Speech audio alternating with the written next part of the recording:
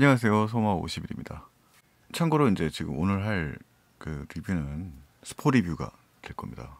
아예 애초에 스포임을 전제로 하고 있기 때문에 영화를 보지 않으신 분들은 이 목소리를 듣지 않으시길 바랍니다.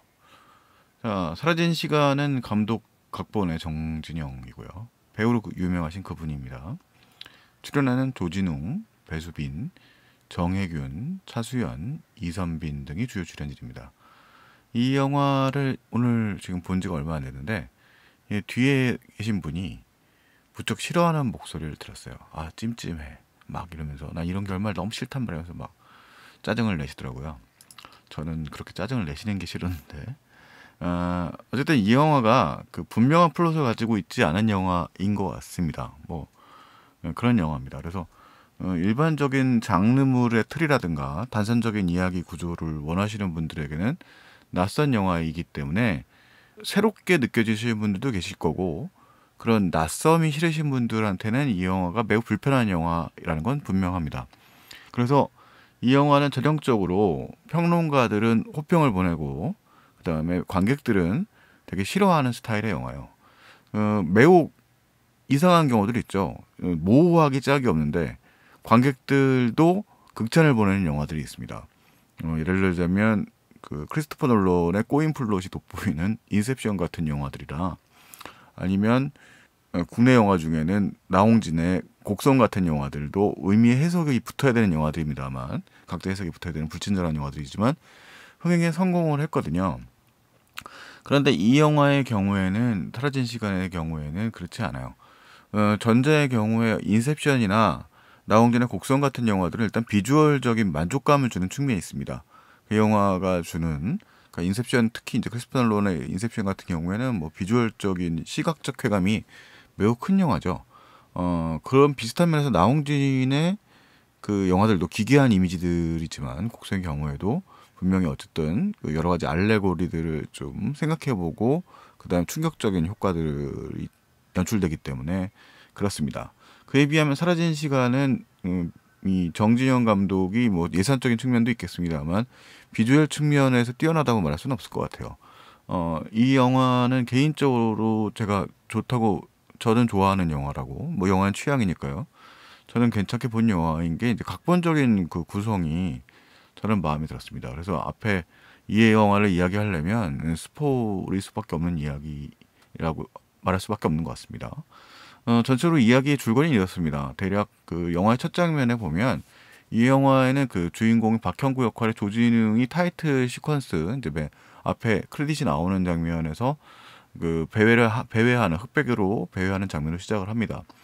그 다음에 약 한 20여 분간은 그 전에 에피소드처럼 김수혁이 이제 배수빈이라는 배우가 연기하는 김수혁이라는 인물과 차수영이라는 배우가 연기하는 윤희영이라는 이 두 부부가 교사 커플이에요. 이 김수혁은 교사고 그다음에 윤희영은 이제 아내인데, 그 약간 외진 그 시골 마을에 그냥 농촌 가정에 좀 약간 낡은 건물에 둘이 살아가고 있습니다.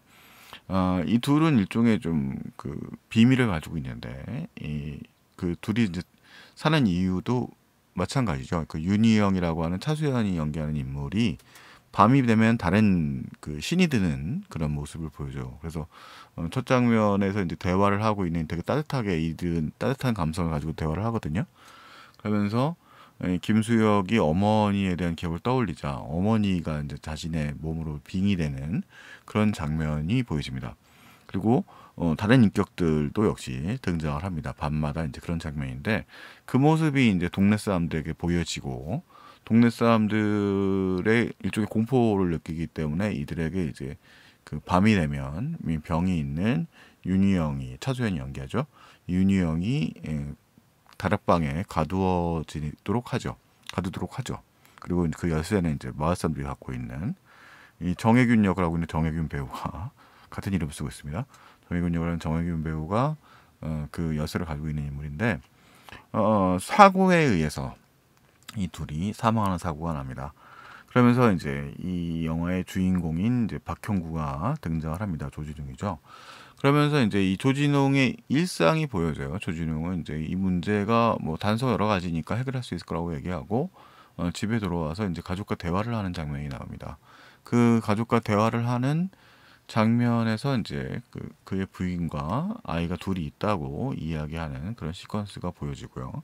그 다음에 이 사람이 우연히 이제 주차 사고를 내면서 자신의 이제 전화번호를 끼워 넣는 그런 장면이 나와요. 자, 그러고 나서 이제 수사를 하러 간 마을에 이 수사를 간 박형구가 조진웅 연기입니다. 이 박형구가 이 동네 사람들이 이제 어떻게 보면 이제 강요된 분위기 속에서 이제 술을 만취하게 되는데요. 만취하고 나서 갑자기 이제 시간의 변화, 사라진 시간의 변화를 느끼게 됩니다. 그래서 이 사람은 그때 자기가 경찰인 걸로 알고 있었는데 깨어나자 그는 마을 사람들에게 선생님이라고 불리우고 이제 그를 기상시키는 전화도 선생님 학교 안 나오시나요라는 이제 교장 선생님의 전화였어요. 그래서 자기는 분명히 경찰의 기억을 가지고 있는데 선생님이라고 사는 사실에 납득할 수가 없죠. 박형구는 이제 자신의 기억을 따라서 그 전에 마을도 쫓아가고 그 자기가 수사하고 있었던 정혜균과도 만나기도 하고 뭐 그런 과정을 거치게 됩니다. 자기가 갔던 기억 속에 있었던 집 속엔 딴 사람이 살고 있고요. 그다음에 이제 자기가 만나서 이야기하는 사람들은 모두 다 자기를 선생님으로 기억하고 있다는 것을 떠올리게 됩니다. 결국은 이제 박형구는 그 사실을 어느 정도 받아들이게 되고 그다음에 이제 이 집에서 뭐 역시 술을 먹으면서 그 자신을 만취하게 만들었던 담금술 그 술을 마시면서 다시 자신의 기억 원래의 기억을 찾아보려고 합니다만 그런 일은 일어나지 않죠. 이 영화는 전체적으로 말하자면 영화를 보여지는 이미지의 구성대로 따라가면 영화가 미로에 빠지게 되는 경험을 하게 됩니다. 그러니까 이 영화는 전체적으로 말하자면 박형구의 내적 기억의 미로가 형상화된 표현이라고 말할 수 있습니다. 뭐 아예 지금 스포임을 전제로 깔고 마구 말해버리고 있는 겁니다. 이건 그리고 어디까지나 오해하지 마셔야 될 게 제 해석에 불과합니다. 뭐 제가 각본을 쓴 사람도 아니고 이해가 뭐 완벽하다고 말할 수도 없는 거니까요. 영화를 단 한 번 보고 그냥 하는 얘기입니다. 이 영화의 주인공인 박형구가 첫 장면에서 흑백 시퀀스로 시작한 장면에 이제 배회하는 모습이 나타나거든요. 그리고 그 장면은 맨 마지막 장면과 같이 수미상관을 이룹니다. 그러니까 이 영화에서 처음에 나오는 박형구가 등장하지 않은 20여 분간에 등장하는 배수빈과 차수연이 연기하는 김수혁과 윤희영 부부는 사실은 박형구가 자신의 몹쓸 질병, 밤이 되면은 기억이 다른 사람으로 인격을 변화되는 그런들 때문에 스스로를 감금하며 살아가고 있었던 거고 그 속에서 지독한 외로움에 시달렸던 그의 형상화된 부부의 이미지라고 얘기할 수 있겠습니다. 즉 그 배수빈과 차수연이 연기하는 그 두 부부는 박형구 자신인 것이죠. 그래서 이 영화 속에 등장하는 인물들의 상당수는 기억이 바뀌어져 있거나 이런 기억들의 편린들이 흩어져 있는 것을 볼 수 있습니다. 이 영화 각본적으로 뛰어나다고 말씀드리는 것은 던져졌던 대사들 자체가 수미상관을 이루는 부분들이 많다는 겁니다. 가령 영화의 전반부에 김수혁이 초등학교 선생님으로서 만나는 아이, 이 정혜균의 아들인데요.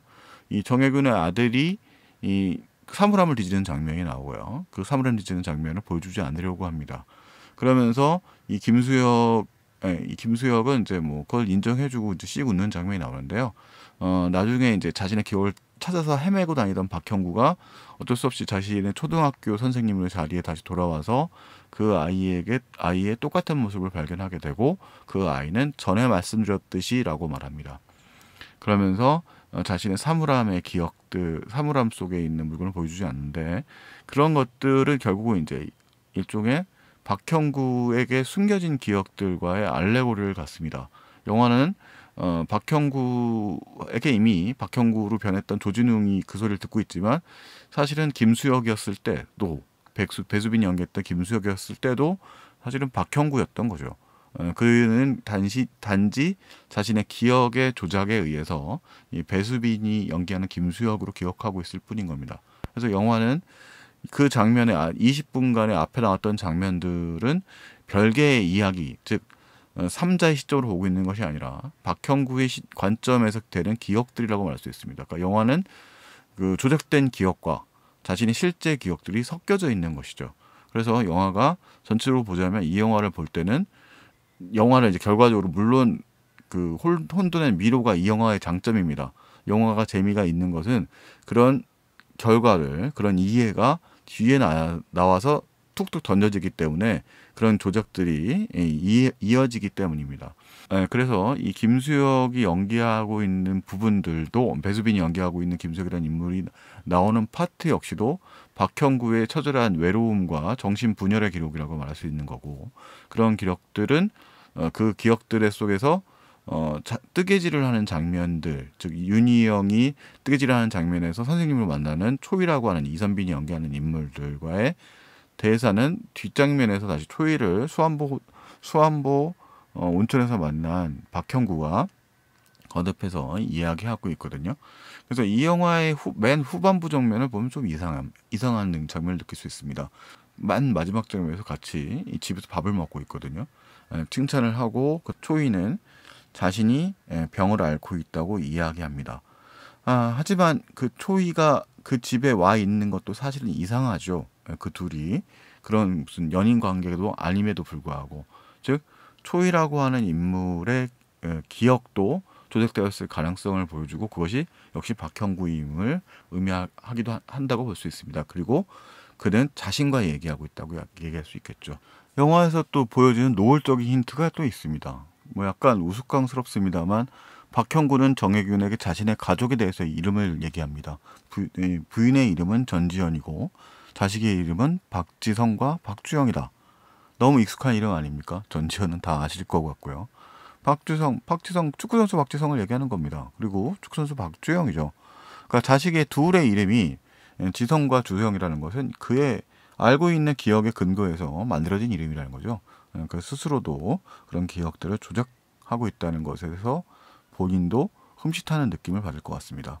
이 영화에서 이제 보여지는 그런 기억들에 대한 조작을 잘 보여주는 사례가 아닐까 싶네요. 흩어져 있는 정신분열의 상황들을 의인화된 인물도 다양한 캐릭터들로 등장하고 있고 그들의 대화와 이야기들이 흩어져서 나중에 조합되는 결과를 보여줍니다. 이 영화의 그 평점을 썼던 모 평론가의 참 좋다라는 말은 영화의 전반부에서 배수빈이 맑은 그 시골의 마을의 학교를 바라보면서 참 좋다는 말을 했고요. 뒤에 후반부에서도 반복이 되고 있기 때문에 같은 정체성을 지닌 인물로 볼 수 있습니다. 관객들이 이 영화를 보면서 찝찝함을 느끼는 것은 그런 퍼즐적인 측면들이 그렇게 툭툭 던져지고 설명되지 않는다라는 측면에서 뭐 일부 관객분들께서 당연히 불편함을 느끼실 수도 있겠죠. 하지만 개인적으로는 이 영화가 비주얼적인 화려함을 갖출 수 있는 상황은 아닐 겁니다. 충북 음성을 배경으로 하고 있는 사실 초등학교 선생님의 이야기인 거거든요. 그는 분열증을 앓고 있는 사람이고 그 분열증이라고 하는 것은 영화 속에 등장하는 정신과 의사가 우연히 던지는 말, 자신의 욕망에 기억에 일종의 뭐라고 할까 편린 이쪽에 쓰레기 같은 감정들이 되어 있다는 겁니다. 그래서 영화는 꿈과 기억이 혼돈되어 있는 그 분열증 환자인 박형구가 꿈과 기억이 섞여져서 혼돈되고 있는 양상들을 보여주고 있는 거죠. 동시에 이 영화의 각본 범위 내에서 그것들이 설명되고 있기 때문에 흥미로운 영화적 경험을 줬다고 말할 수 있습니다. 일상 속에서 일어나는 내면에서의 갈등들, 내면 속에서의 고통들을 표현하고 있다고 말할 수 있죠. 그래서 마지막 장면에서 박형구는 초이가 나는 밤에 몹쓸병을 앓고 있다는 말에 나는 잘 알고 있어요 라고 말하는 건 결국 자기 스스로에 대한 그런 고통, 그 마음을 이해하고 있다는 뜻입니다. 자기가 납득을 했다는 뜻이기도 하고 이 영화에서 이제 자기가 혼돈스러웠던 그 감정들을 받아들이게 되었다는 뜻이기도 하죠. 그래서 영화의 첫 장면에서는 흑백의 거리를 걷던 이 박형구가 마지막 장면에선 현실의 칼라의 거리를 걷고 있습니다. 그는 이제 그 사실을 인정할 수밖에 없다는 것을 이해하고 있는 거죠. 그래서 이 영화는 한편으로는 매우 슬픈 영화입니다. 자신이 분열증 환자임을 이해하고 있는 이 남자는 사실 어떤 길을 향해서 갈지는 알 수가 없는 거죠. 더 상태가 나아질 거라든가 어떤 희망이 보여지는 것은 아닙니다. 이런 내적 혼돈과 미로를 형상화해서 영화적으로 구성했다는 측면에서 이 사라지는 시간은 흥미로운 영화라고 하지 않을 수가 없을 것 같습니다. 이런 시도들이 뭐 거듭되면서 점점 더 나아질 것 같고요. 정진영 감독의 영화는 그래서 다음 작품에서 또 기대가 되는 면이 있습니다. 이 그의 이제 각본작이기도 하니까요. 좀 더 다음 작품 좀 기다려 봤으면 좋겠네요. 네, 이상 사라진 시간에 대한 스포일러 리뷰입니다. 마구 스포일러를 던졌고요. 뭐 해석에 대해서는 뭐 각자의 몫이니까요. 별로 논쟁을 원하지는 않습니다. 이건 제 해석에 불과합니다. 안녕히 계십시오. 소마50일이었습니다.